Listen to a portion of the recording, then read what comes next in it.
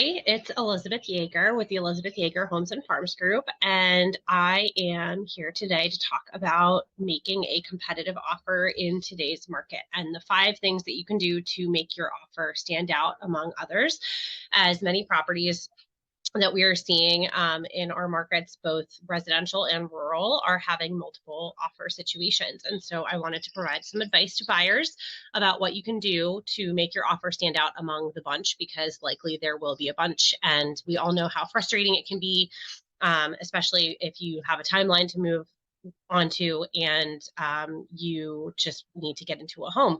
So no matter who you're working with, what agent you're with, here are some things to consider when you are making a offer, no matter what market you're in.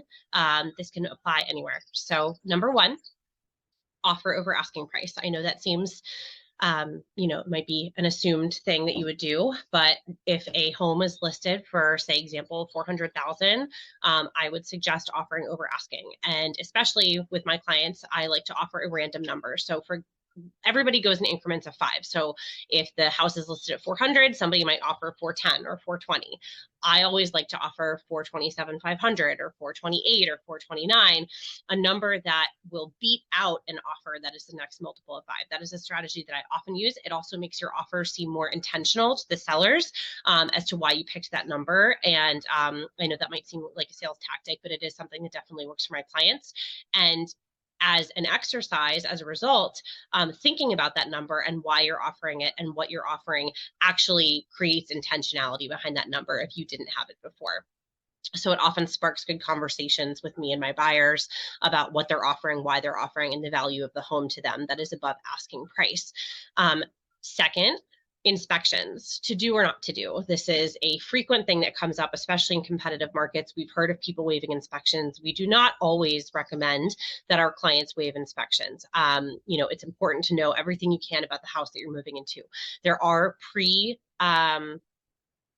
contract inspections. So for example, if you're really interested in a house, you can bring a a home inspector with you to walk the home. It's called a walk and talk. It's not a full inspection. You won't get a report, but that is a tactic that we use in today's market, is to bring an inspector to showings with us to give somebody a thorough overview of the home. And then if they're comfortable, they can move forward without an inspection for their offer.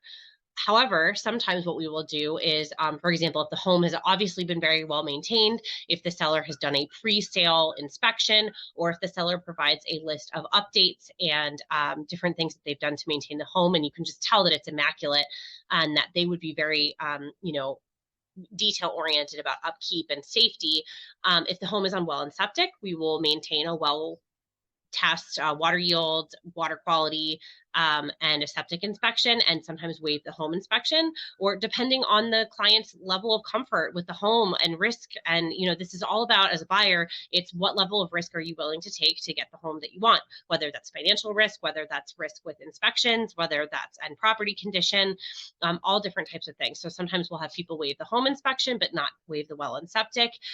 Sometimes we'll have people not waive any inspections, but you can also, another tactic that I wanted to bring up, number 3, is a repair threshold. So another thing that you can do is, if you offer on the home and you want to do inspections, you can say, we will do inspections, but we will not ask for any single repair unless that repair costs over X amount, whether that's $500, $1,000, $1,500. Often this fluctuates with the price of the property, but this reassures the sellers that you're not going to nickel and dime them.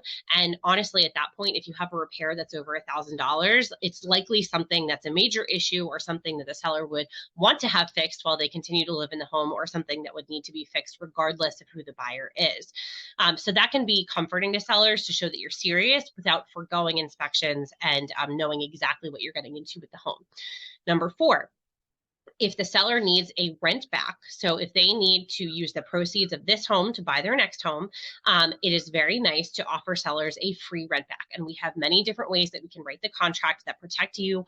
We require a deposit. We require that the seller take out renter's insurance in addition to what would be your homeowner's insurance policy on the home. It's where the seller can remain in the home after you purchase it.